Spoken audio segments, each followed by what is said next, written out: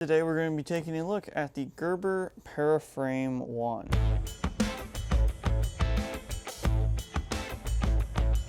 Now, of course, this is one of Gerber's best sellers and most popular knives ever. You know, for what it is a pretty good knife. Let's start off with the overview of the specs and features it has to offer, and we'll get to my opinion later on in the video. The Gerber Paraframe 1 is a classic budget-friendly Gerber knife that comes in at around the $20 price point, overall length of about 7 inches and a blade length of 3 inches. Features a frame locking mechanism built into the stainless steel handle scales and a titanium nitride coated high carbon stainless steel blade with some serrades on the portion closer to the handle. There are several different models of this knife. You can also get it in a plain edge as well. Features a pocket clip on the back of the frame here, thumb studs on both sides for ambidextrous opening, and they stick out past the frame a little ways so you have enough room to get your finger on there and flip it open, and a skeletonized frame to keep the knife super lightweight, coming in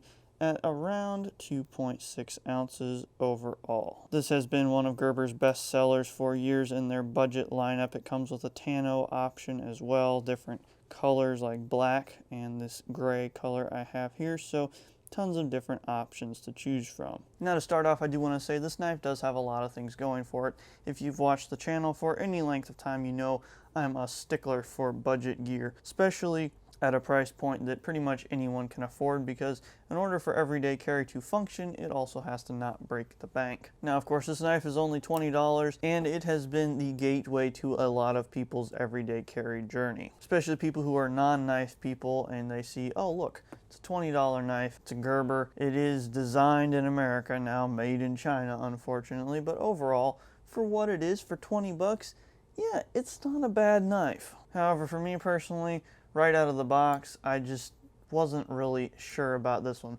First things first, you have your ambidextrous thumb studs for opening, and they do stick out of the handle, past the handle a little ways, so you can get a good push on there and open the knife up. However, the first thing I noticed when I took this out of the package that I got it in was that if I press on here really, really hard, almost as hard as I would or harder than I would to open pretty much any other knife I have, it takes a little while for it to break and kind of get past that point where you can actually fully flip it open. Now, of course, if you lube it up, I'm sure, and you work it, open it and close it a lot, then it will break in. But just right out of the box, it's really stiff. It's gotten a little bit looser now that I've played with it, but it's just super stiff. I know knives do take a while to break in. Every knife I've carried has had its break-in period where it was stiffer or this, that, and the other thing. Right out of the box, there's always something that's a little bit off about most knives. Overall, this one's pretty decent. However, when it's hard to open it right out of the box, for me, that's just kind of a little bit frustrating. Of course, I don't really like serrades on my knives. This one, I mean, for a $20 knife,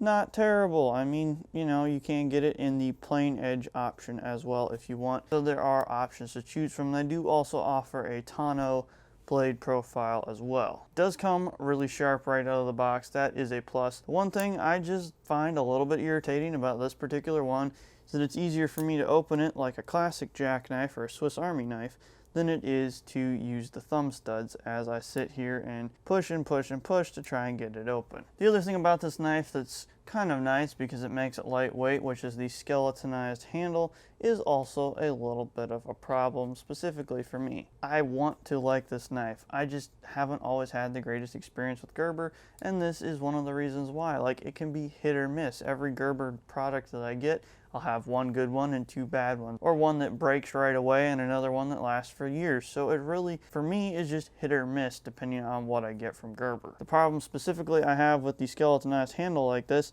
is if I have the knife open here and I'm holding it like this, you see kind of how my one finger there kind of wants to go right into the skeletonized handle. Now, of course, that's fine if you're gripping the knife and you need the extra grip to hang on to the thing, but what happens, say, if I'm here and I'm got my fingers over here to the side, like holding the handle like this, and I go to close the knife, and one of my fingers is stuck in that hole. While it probably won't be enough force to do much damage, it is a little bit risky, and I've come close to nipping the tip of my finger with the blade doing that. So for me, for what it is, yeah, it would be a great knife to have a beater knife if you know you're going to wreck the knife and you just want to spend, 20 bucks on a knife, and there you go. You can beat the thing up, break it, you don't really care. There's still a lot of good options though for like $20 to $30 right out of the box that you don't have these kinds of things with. I've had Gerbers that I have really liked, like the Air Ranger and the Evo Junior. I have also had Gerbers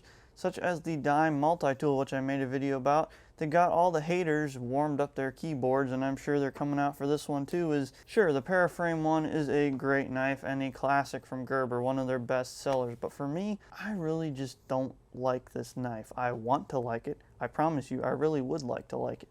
But for me, its particular design and how it is right out of the box, and even carrying it for a little bit, just isn't what I need for my everyday carry, no matter how budget it is. I'm probably going to get a lot of flack in the comments for this video. There's only about 2 or 3 Gerber knives, some of them that I don't even own, that I really like that Gerber makes. Most of Gerber's products that I've had haven't been all that good, so that's just my personal experience. I know a lot of other people out there have had really good experiences with Gerber stuff, so let me know what your experience with the Paraframe 1 has been.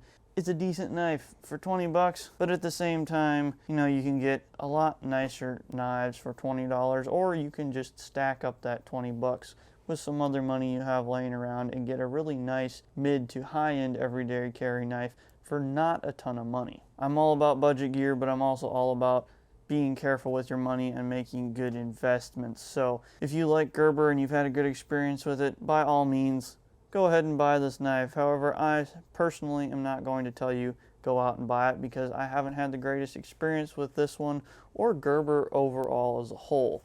Nothing against the company, I just haven't had the best experience. So for me, at this point in time, the Gerber Paraframe 1 isn't all that great. So hope you guys enjoyed this video and found it helpful. If you did, be sure to give it a big thumbs up, smash that like button 2024 style if you're into that sort of thing, and share this video with a friend. Also, be sure to leave us a comment down below. I can already hear the haters warming up their keyboards. If you've had a good experience with this, I want to hear both sides. So for me, hasn't been the greatest, but maybe you've had an awesome experience with it. I know it's been a first everyday carry knife for a lot of people. That's kind of got them into knives and started on the everyday carry journey. So it is a good knife for some people, not good for others. So let me know what you think in the comments down below. If you're new here, please consider clicking subscribe. We try and make a new video every week.